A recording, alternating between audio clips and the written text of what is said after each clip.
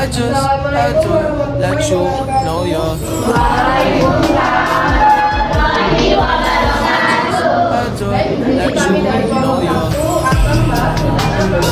Pelajaran atau RPP ilmu pengetahuan alam kelas SD kurikulum merdeka.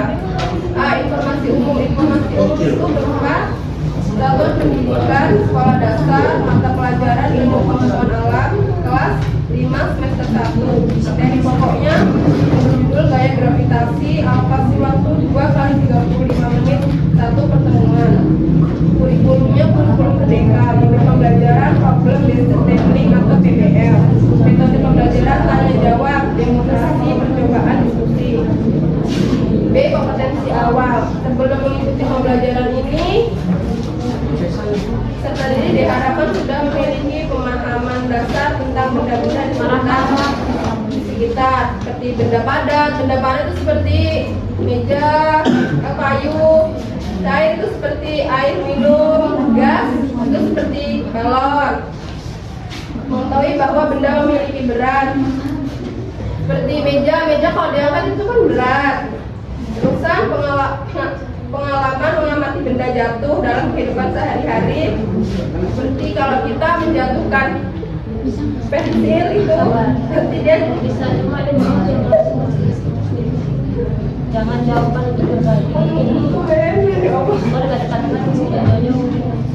Pengalaman mengamati benda jatuh seperti kita menjatuhkan pensil dari atas meja ke bawah. Terus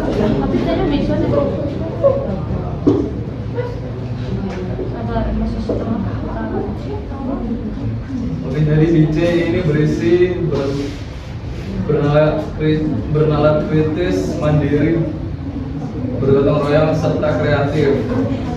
Jadi intinya siswa akan dibentuk pada saat pembelajaran. Artinya siswa di sini dilatih berpikir dan menganalisis.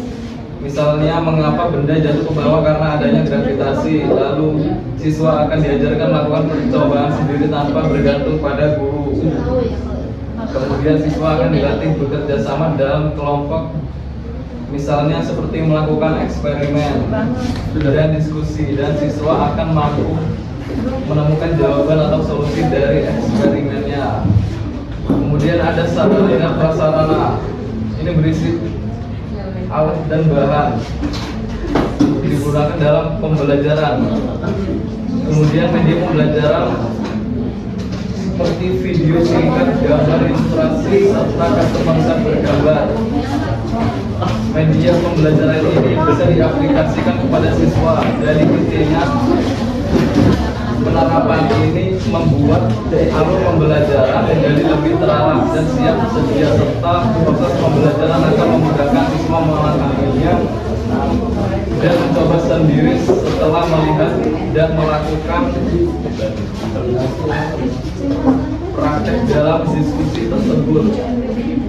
Setelah melihat video singkat, gambar, ilustrasi, serta kartu konsep bergambar yang sudah ditampilkan.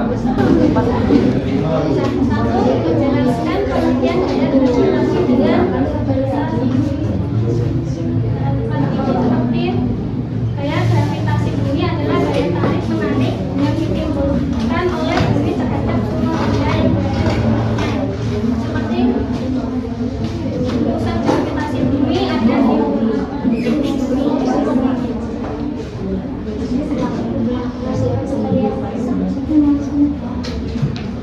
Setelah menyebut seperti contoh pengaruh gaya gravitasi dalam kehidupan sehari-hari.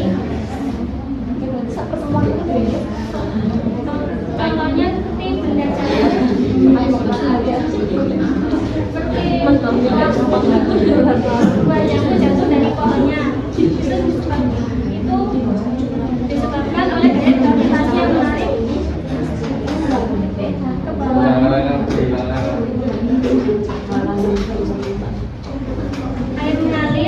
Air selalu mengalir ke arah yang lebih rendah seperti sungai yang mengalir ke laut. Gaya gravitasi menarik air ke permukaan yang lebih rendah. Berjalan di atas tanah, jadi kita berdiri dan berjalan berada di permukaan bumi karena gaya gravitasi. Ini menyebabkan kita tetap berada di sana dan tidak melayang.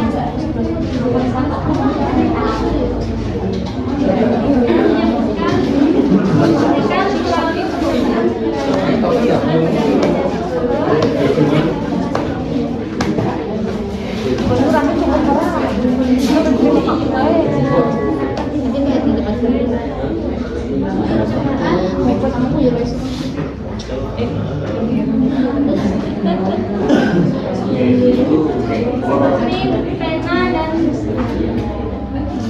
pena dan kertas. Saat kedua benda jatuh, jatuhkan dua benda yang dari ketinggian yang sama dan perhatikan langkah yang dilakukan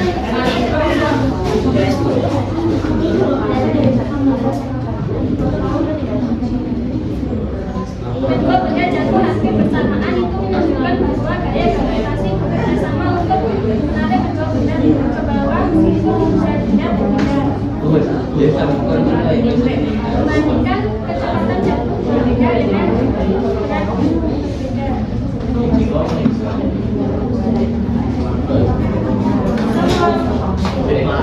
Bisa melakukan eksperimen yang sama dengan benda-benda yang berbeda.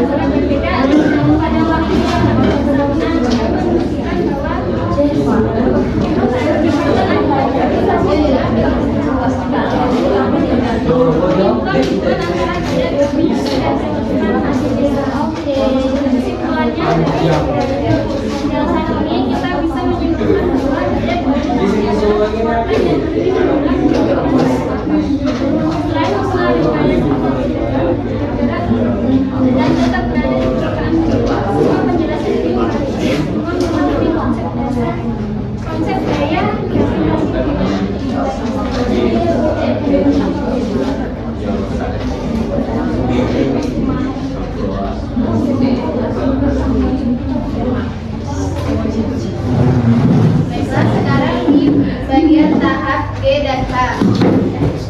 Siapa yang pernah melihat buah jatuh dari pohon?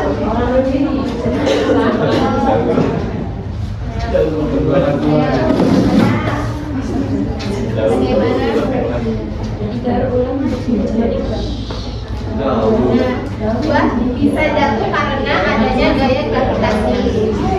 Anak-anak, gaya gravitasi adalah gaya tarik bumi terhadap benda-benda di sekitar kita.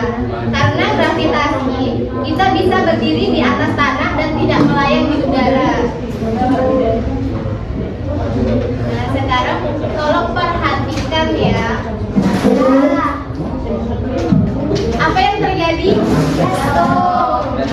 Ya benar, bendanya akan jatuh ke bawah. Ini termasuk dalam gravitasi bumi. Dan contoh gravitasi dalam sehari-hari yaitu buah jatuh dari pohon, hujan turun ke bumi, kita berdiri di atas tanah, dan yang saya praktekkan tadi. Nah, kalau kita tidak ada gravitasi, apa yang terjadi? Nah, benar, kita akan melayang. Manusia dan benda bisa melayang di udara.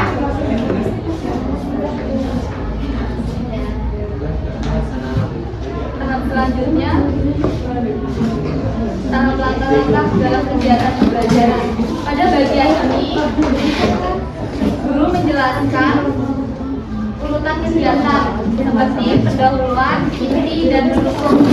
Pendahuluan, guru membuka pelajaran dengan mengucapkan salam atau doa, mengecek kehadiran siswa, memberikan apresiasi, atau menghubungkan materi dengan pengalaman siswa, menyampaikan tujuan pembelajaran. Contoh di bagian pendahuluan yaitu guru menyiapkan siswa agar siap belajar dan mengaitkan materi dengan kehidupan sehari-hari.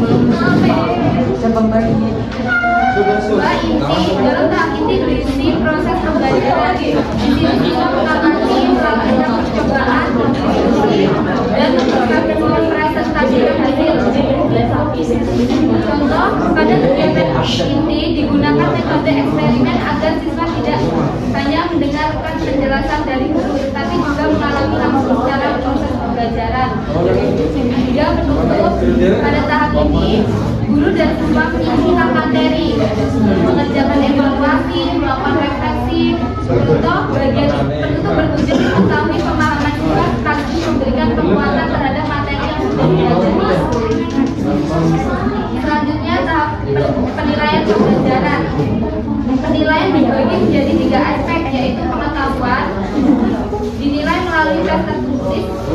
berupa soal uraian. Contoh, siswa menjawab pertanyaan tentang pengertian gaya gravitasi.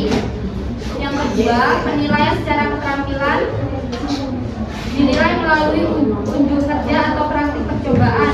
Siswa melakukan percobaan menjatuhkan benda dan mencatat hasil pengamatan.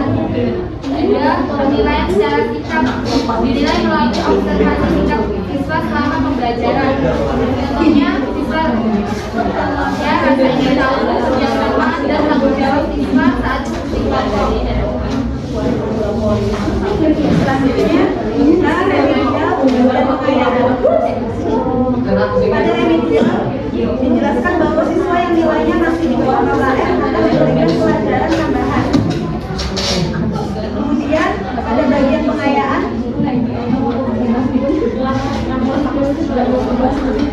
pengayaan diberikan kepada siswa yang sudah mengetahui KKM. Kegiatan mencari tentang aplikasi mulai dari kegiatan itu melatih siswa untuk aktif mencari informasi sendiri, membuat poster kreatif tentang manfaat gravitasi dan tujuannya agar pengetahuan dan kreativitas siswa lebih meningkat. L. Lembar kerja pesantren atau LKPD. Pada LKPD ini siswa melakukan percobaan sederhana tentang gravitasi dengan menggunakan bola karet dan bola kertas. Tujuan percobaannya membuktikan bahwa gravitasi menarik semua benda ke bawah dan membandingkan kecepatan dari benda yang berbeda berat. Pada bagian alat dan bahan, siswa menyiapkan satu bola karet dan satu bola kertas. Kemudian pada langkah kerja, siswa diminta menggabungkan dua bola secara bersamaan lalu mengamati hasilnya. Setelah itu, siswa mengisi tabel pengamatan berdasarkan hasil percobaan tersebut. Terakhir, terdapat pertanyaan diskusi dan isi jelas agar siswa dapat memahami hasil percobaan dengan lebih baik.